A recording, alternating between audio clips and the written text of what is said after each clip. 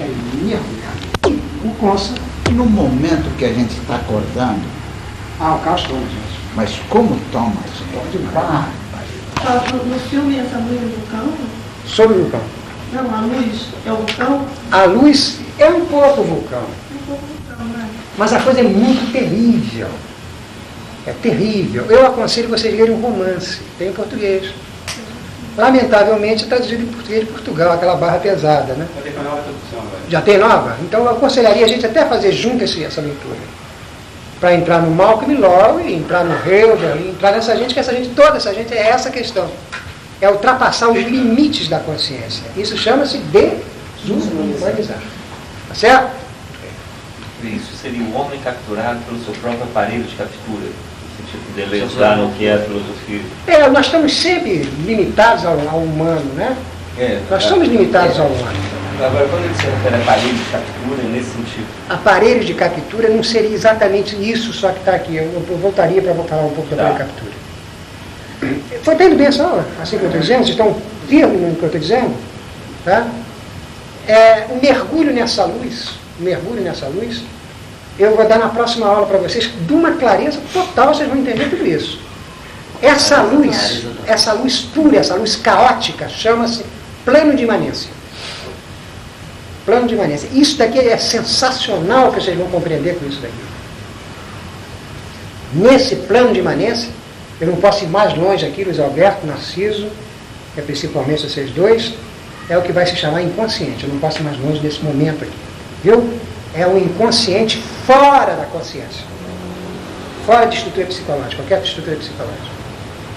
Então a questão, está aí bem? A questão do Malcolm Lowry é entrar nessa luz, entrar no caos. Eu agora vou fazer uma marca para vocês, muito estranha. Eu não vou poder sustentar muito teoricamente hoje, viu? Vou fazer uma marca do alcoolismo com Malcolm Lowry, Scott Fitzgerald e Marguerite de Haas, com 3 alcoólatras que mergulharam nas sendas. Vou fazer a marca da droga, Henri Michaud, Jean Cocteau, William Burroughs. Vou fazer a marca da loucura, Arthur, Nietzsche, Hegel, Nerval, Novalis. Vou fazer a marca do gênio, Proust. Gênio, louco, alcoólatra, drogado. O que eles fazem? Alteram a percepção para mergulhar no caos. Daí vocês possam compreender agora mais a potência da droga no nosso tempo, porque ela é alteradora de percepção. Na medida em que Ela é libertadora. Exatamente. O poder imenso da droga, o poder imenso de uma mescalina, de um peiote, a diferença da heroína, que a heroína nos leva para as coisas terríveis, e um peiote, uma mescalina, que só nos dá alteração de percepção. A gente tem que ser detalhado, né? Cada instante todo tempo. À medida em que você se libera da estrutura perceptiva. E liberando-se dessa estrutura perceptiva, você entraria, não vou dar hoje, no que Deleuze chama de percepto e afeto. Vou só dar uma fechada. A percepção se encontra com o mundo geográfico. Quando você quebra essa percepção, você entra na paisagem. Vou começar a fazer a teoria da paisagem para vocês. Vocês vão ver, por exemplo, que a pintura começou a se destacar a partir de um determinado século, foi exatamente pela pintura das paisagens factuais, paisagens maravilhosas e as paisagens fantásticas. São paisagens que são apreendidas não pela percepção, são apreendidas pelo percepto. Por quê? Porque a estrutura geográfica é uma estrutura fechada. E a paisagem é circundada de horizontes. Não tem orientação possível. Digo, não tem dimensões. Você fica perdido de tanto horizonte. Para ficar mais claro para vocês, acho que isso daqui vertigem. Isso daqui vai clarear para vocês totalmente. Adão e Eva viviam no paraíso. Treparam, pecaram, foram expulsos do paraíso. Ao ser expulsos do paraíso, eles foram para o deserto. Eles estavam no interior do paraíso. Paraíso quer dizer jardim com muros. Ou seja, o paraíso é o espaço fechado e Adão e Eva foram para o espaço aberto. Saíram do estriado e foram para o liso. Não sei se vocês entenderam. Exatamente isso que é o mundo nomádico, é o mundo da paisagem, é a quebra da percepção, a quebra do humano. É a experiência mais terrível que o homem pode fazer. Ponto final da aula. Agora, o final mais grave da aula, porque é em cima de Kant. Vou descansar um pouquinho. Agora vamos entrar em Kant outra vez, para o final fantástico. Sei que o homem era Kant. Foi um notável era Kant. Não notável. Ele era tão bom que nunca saiu de cana de terra. Mas pra quê? Beleza nunca saiu da casa dele. Pra quê? Nenhuma que Não, que ele não é um magnífico. também não. Perguntaram Eu ele, estou falando mais sacanagem que lá no Porto Alegre. perguntando por que você nunca foi à Europa, nunca foi aos Estados Unidos. Eu sou cidadão do mundo. Todo mundo tem que vir a ele. Então, não, A resposta que ele deu ao repórter. Então dá lá em Porto Alegre, É. né? Pra quê? Derrubaram o hotel. Claro, ele. Derrubaram o hotel. Paquitana. Vai passar a rua na orquestra. Turismo. É uma sorte. O Falcão deu um apartamento para ele lá no Falcão hotel, deu? né? É. O que eles mandam pro Quintana? Tudo, né? Traz verba para ele, traz dinheiro para ele. É só igual a mim em Macaé. A gente tem que ver a festa de Macaé, no Não, vamos ver depois vamos nessa festa em Macaé, dia 14 de novembro. Agora deixa eu continuar aqui, agora vamos entrar numa coisa fantástica. Num livro chamado O que é Filosofia, do Deleuze, que eu gostaria que todo mundo tivesse esse livro. Nem que fosse como uma coisa assim, um bibelô caseiro. Tá certo? O que é filosofia? O que é a filosofia? Do Deleuze. O Deleuze vai inaugurar uma nova prática filosófica que ele chama de geofilosofia. Que eu já estou preparando um aluno meu para ser um geofilósofo, que é o Luiz Manuel. Ele vai estar se especializando em geofilosofia. É uma coisa de uma riqueza excepcional. É na carne. Mas na carne é a TV dela. Na carne vai ter mais dificuldade. Está na sua dupla colega. Ah, eu sei quem é. Colega da comunicação e arquiteta, né? O Kant vai começar a falar para nós agora o que é o entendimento. Vocês sabem o que é o entendimento? O entendimento pertence a quem? A lógica. Quem mais pertence? Razão. Com quem que o entendimento trabalha? Conceito. Tá certo? O Kant diz que o entendimento é uma ilha. O entendimento é uma ilha. Onde estão todas as formas para conhecer. Essas formas são as categorias do entendimento. São formas transcendentais, que vêm do entendimento. Então, o entendimento é uma ilha, onde estão as categorias, que são as formas, que têm a função de Conhecer. conhecer. Não está bem, não? Hein, Tatiana? Não, pera lá, qual é o problema? Vocês acham que eu exagerei em falar que entrar no entendimento aqui? Não, eu falei horas aqui. Sensibilidade, entendimento e razão, entendimento. É uma ilha. Isso, uma ilha. Essa ilha, os habitantes dessa ilha, conhecem perfeitamente essa ilha. Essa ilha é um equilíbrio perfeito. É toda ordenada essa ilha com as formas que o entendimento tem para lançar sobre o mundo e conhecer o mundo. É uma ilha perfeita, mas uma ilha cercada de água por todos os lados. Essas águas que cercam as ilhas elas têm neblinas, gelos, neves, icebergs, que o habitante da ilha, ao olhar para aquilo da ilha, pensa que são outras terras. Ou seja, o mar que cerca a ilha produz ilusões. Tudo que está nesse mar que cerca a ilha é e não é, ao mesmo tempo. Como a neve, que forma figuras estáticas. Então essa ilha é cercada por um oceano de ilusão. Essa ilha está na Austrália? No mar. No entendimento. Na razão. E esse mar está onde? Esse mar é o... Está no entendimento. Então o entendimento são as formas do conhecimento mais a ilusão. A ilusão pertence ao Logos. Vocês entenderam? A ilusão está no espírito humano. Ou então, depois de todas essas aulas aí, né? Loucura, ilusão, São os negativos. o erro, está tudo dentro São chamados negativos de de direito. Negativos no interior do espírito. Então, a questão do Deleuze, presta atenção que vai ser facílimo agora. Cláudio, nós aqui, Ou, bom, nós não, vamos dizer aqui um químico financiado pelo FAPERJ. Um químico financiado pelo FAPERJ, ele apanha uma matéria química, faz uma experiência e dá lá o resultado para a manja dela para ele. O que ele fez? Uma prática empírica, uma prática experimental. Ele experimentou na matéria da sensibilidade. Entenderam ou não? Mas o habitante dessa ilha sai dessa ilha e vai para esse mar.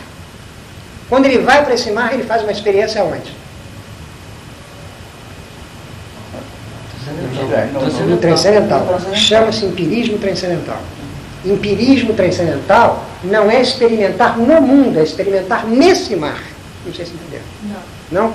É você experimentar no interior do próprio pensamento. Você está dentro da ilusão do pensamento. Você está dentro da ilusão do pensamento, fazendo uma experimentação dentro dessa ilusão. Isso é que se chama pensamento. Pensamento é empirismo transcendental. O Deleuze é um empirista transcendental. Empirismo transcendental ou empirismo fantástico, ficou um pouco difícil. Vamos perguntar? Eu não entendi a relação do transcendental com a ilusão. Porque a ilusão... É o transcendental. É o seguinte, Ruth, vou te explicar. Vou te explicar melhor para você. A categoria de ilusão. Categoria de ilusão. As filosofias, elas descobriram a existência da ilusão no mundo, logo que elas se debateram, se enquadraram com o mundo. Você enfia um pau dentro d'água e ele não parece quebrado? Isso chama-se ilusão empírica. Um pau dentro d'água parece quebrado, ilusão. Você olha para as meias de uma torre, à distância, e vê o fantasma do Peter Quint. Vamos tirar isso. Você olha para uma torre à distância e vê ela quadrada, se aproxima e ela é redonda. Isso chama-se ilusão empírica. O que Kant está criando agora é a ilusão transcendental. Esse mar é ilusão transcendental, não é empírica. É uma ilusão no a priori e não no posteriori. Entenderam? No pensamento. É transcendental. É transcendental. Não é empírica. É o novo shine. A nova ilusão. Em vez de ser uma ilusão empírica, de pau quebrado, é uma ilusão dentro do transcendental. Ilusão de direito. É de direito. É de direito. Então é nesse mundo transcendental que o habitante da ilha vai navegar nesse mar transcendental. Quando ele navega nesse mar, ele não está fazendo uma experiência, mas é uma experiência transcendental, em vez de ser uma experiência no mundo sensível. É o empirismo transcendental. O empirismo transcendental é estar dentro dessa ilusão transcendental. Eu sei que ainda está muito difícil. O que acontece nesse momento... A ilha, para ser ilha, tem que estar no mar. A ilha tem que estar no mar, exatamente. Por isso que o mar é dentro. E o mar é ilusório. É ilusório. Mas esse mar não é o mar do mundo. É o mar... no Kant, no caso do entendimento, é o mar do espírito. O espírito é isso. O transcendental é essa loucura total. É nele que você faz a experiência fundamental.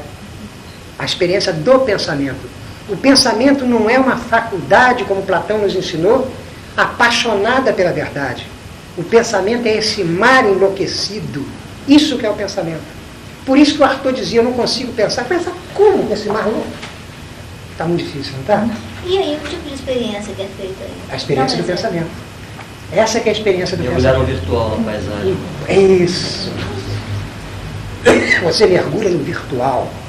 Você mergulha na paisagem.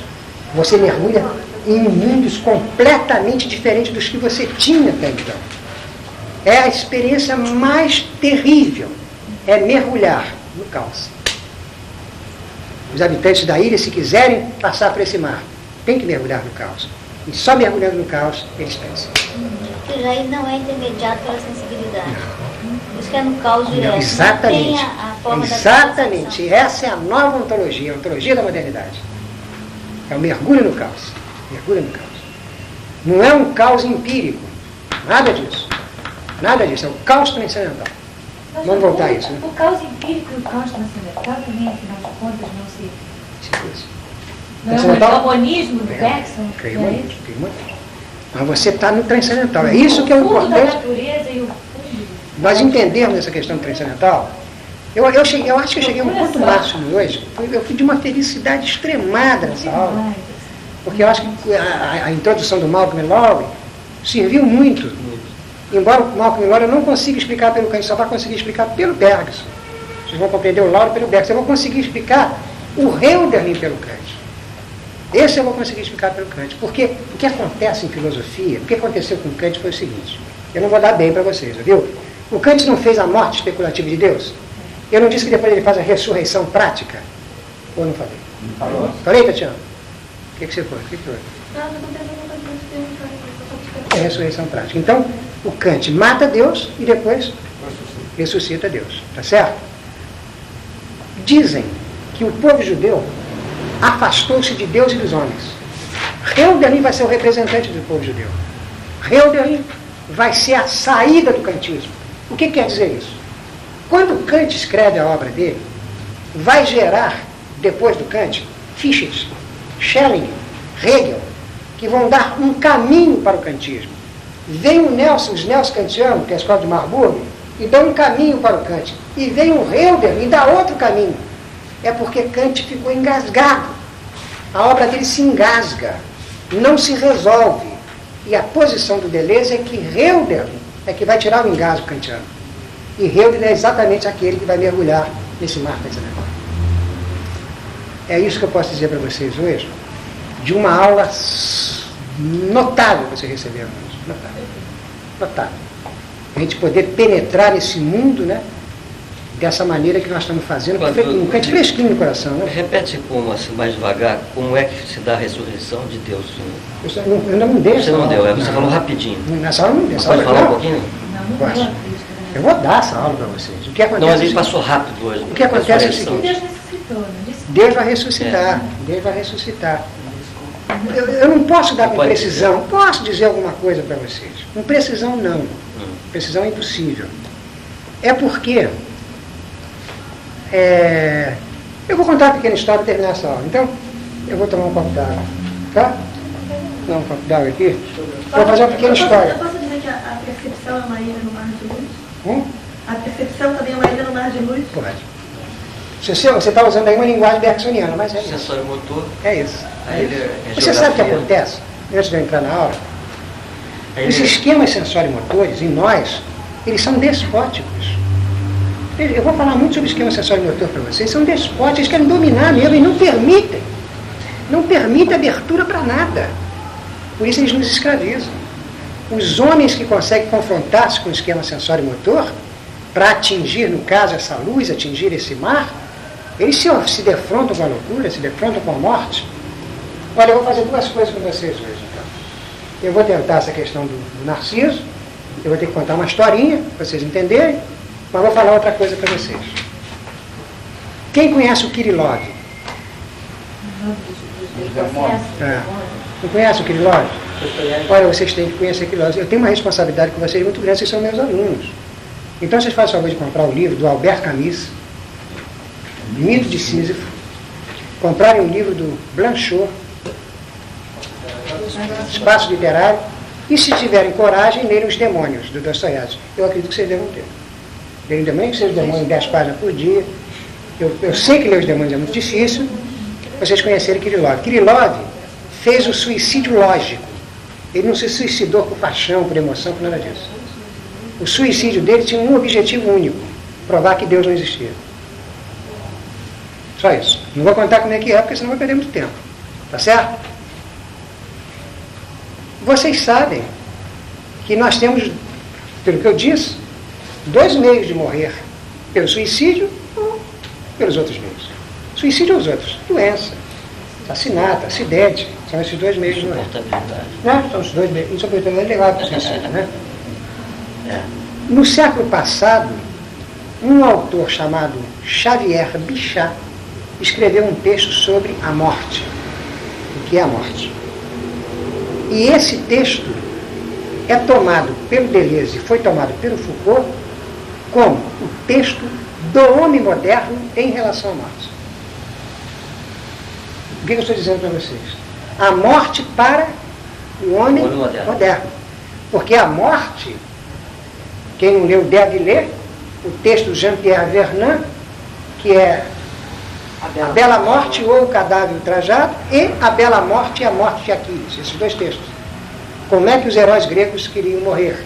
Ou então ler o texto famosíssimo do Felipe Ries, que se chama a boa morte, que é a morte do burguês, que nada tem a ver com a morte do homem moderno, porque nós, os homens modernos, temos a morte em termos de violência e paixão.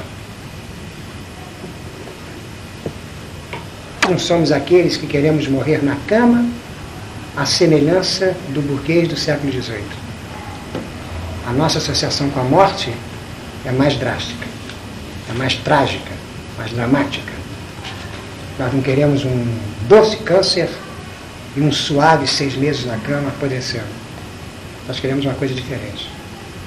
Basta dizer isso que vocês entendem perfeitamente o que eu estou dizendo. E diz o Deleuze que via Bichat, o Foucault executou isso. Foucault morreu de AIDS, ou suicidou-se de AIDS.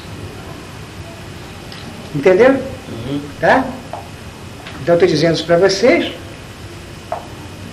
porque nós que pretendemos quebrar o humanismo e nos constituir como seres superiores, necessariamente tem que ser constituído, porque o homem está sumindo. Nós temos uma questão presente na nossa vida, que é pensar a nossa morte. Trágico, né? Mas é como Sade disse, nasceu, tem que enfrentar tudo isso, né? Muito bem. Essa é uma questão que eu levanto para vocês não pensarem que certas teses que eu digo nessa sala podem ser depois mitigadas por um copo de chope. Não, não podem ser mitigadas por um copo de chope. Ainda que eu não esteja falando nada contra o café. O café é uma coisa muito agradável. Né? Muito agradável. Isso daqui vai me levar então para explicar o problema, né, que ele pediu para mim, que é morte de Deus e morte especulativa e ressurreição prática de Deus. Né? Que é o seguinte. O Kant estabelece a existência de 2 leis. A lei da natureza e a lei da razão. Ele estabelece isso. A lei da razão, na verdade, é a lei do logos. É a lei da razão e do entendimento. E a lei da natureza é a lei daquilo que está submetido ao tempo. Submetido ao tempo. Certo? Existem essas 2 leis. Gregos, pelo menos um grego platônico como Sócrates, acreditava na existência também de 2 leis. A lei da natureza e a lei da cidade. Ele não falava em lei da razão, falava em lei da cidade. Estão entendendo? Ora, quando ele falava em lei da cidade, quem falava isso? Sócrates. Ele falava numa lei relativa, marquem isso é fundamental, uma lei relativa. Por que relativa? Porque existiam muitas cidades, cada cidade com a sua própria lei. Então, Atenas, Mégara, etc., cada uma com a sua própria lei. Todas as cidades tendo a sua lei. Por que, segundo Sócrates, havia leis nas cidades? Porque para ele existia uma entidade metafísica superior chamada o bem. O bem era uma entidade superior.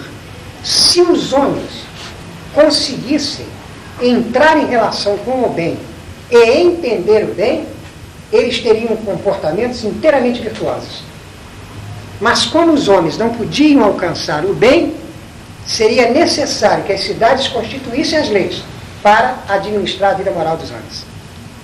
Vocês entenderam? Então os homens se submeteriam às leis porque eles não poderiam atingir o bem. Mas o que os homens desejariam seria o bem. Sócrates foi condenado à morte pelas leis da cidade. Tá certo? E aceitou morrer ainda que pudesse fugir. Não por causa das leis, mas por causa do bem. Porque para ele, a lei é a delegada do bem, a representante do bem. E se ele negasse a lei, estaria? Então, Sócrates, de modo nenhum, é um mártir da lei. Ele é um mártir do bem. Entenderam? Esse bem, no cristianismo, se transforma em Deus. Tá certo? Se transforma em Deus. Então, tanto no cristianismo como nos gregos, a lei é uma entidade delegada e secundária. Vocês estão entendendo bem? Quando chega no Kant, quem morreu? Deus. A lei se torna primária. A lei é a pura forma vazia. A lei é que nos governa. Então o homem agora tem que se submeter à lei. Mas já não é mais a lei da cidade. Porque os gregos falavam as leis E no Kant você encontra a lei. Nasce a lei no Kant. A lei. Depois eu vou falar sobre essa lei para vocês. Não hoje, tá? Cláudio, e a lei mosaica? Hein? A lei mosaica. Vem daí. Vem daí. Podemos dizer, por exemplo, que Kant repetiu a lei A mosaica. lei mosaica. Mas não tem mais Deus. A lei é quem manda. A lei é quem manda. Mas a lei mosaica vem de Deus. Sim, mas em Kant a lei é quem manda. A lei é a forma vazia. Ela é quem manda. Mas ele vai ressurreição, vai fazer como Moisés. Deus vai voltar. Deus vai voltar. Vai voltar. Ressurreição Vai haver ressurreição. prática. Vai haver ressurreição na prática. Então o que vai acontecer agora é que a lei... Atenção. Sensibilidade tem uma matéria? Qual é a matéria da sensibilidade? As sensações. Qual é a forma da sensibilidade? Tempo e espaço. Tempo e espaço. Tempo e espaço, tá?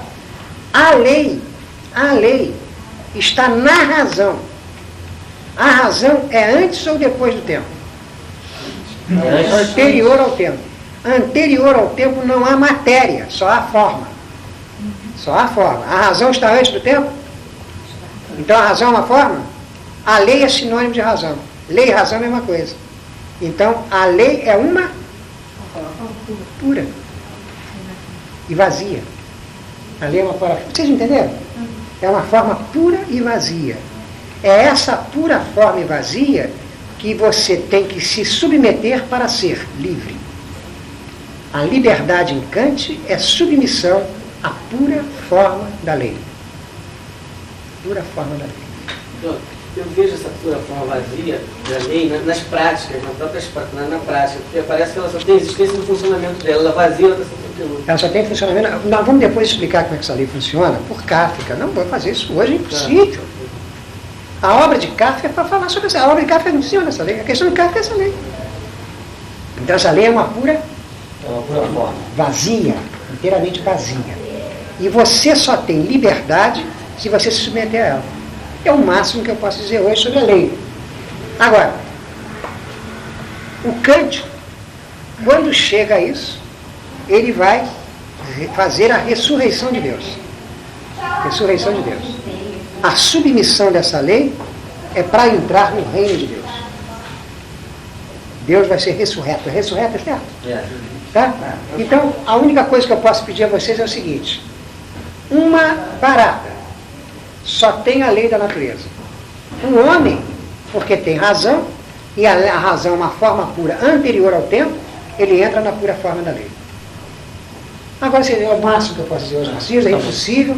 Eu querer entrar agora na ressurreição de Deus, vai ser terrível para mim, mas aqui vocês já compreenderam que essa lei é a lei do dever. É o dever. Não, o devir é a lei do tempo. Essa é do dever. Essa é do dever. Ou seja, você se submete aos deveres. Isso é muito bonito, não quer ver como é que é bonito? Isso é a Revolução Francesa. É a coisa mais fácil para se entender. O homem, ele se submeteu durante milênios a uma autoridade. Essa autoridade era Deus, e com seu representante na Terra, o imperador. Ele se submetia a essa autoridade. A Revolução Francesa destrói, mata Deus e mata o rei. O que sobra? A lei da razão. A lei da razão torna-se a única autoridade. A submissão a essa lei é a conquista da liberdade para Kant. Acha a aula foi lindíssima, não tem mais como falar? Não aguento mais. Foi correta. Foi excelente. Então, vamos voltar, continuar com Kant, hein? Continuar com Kant. Você falou para a gente ler Kant. Aonde? Existe a crítica da razão pura em português. Calouste da Convequiano. Lá. Ou então vocês, se ele cobrar mais barato, vocês compram com o Chico, que era Chico para fazer. Está custando 3.200 até ontem.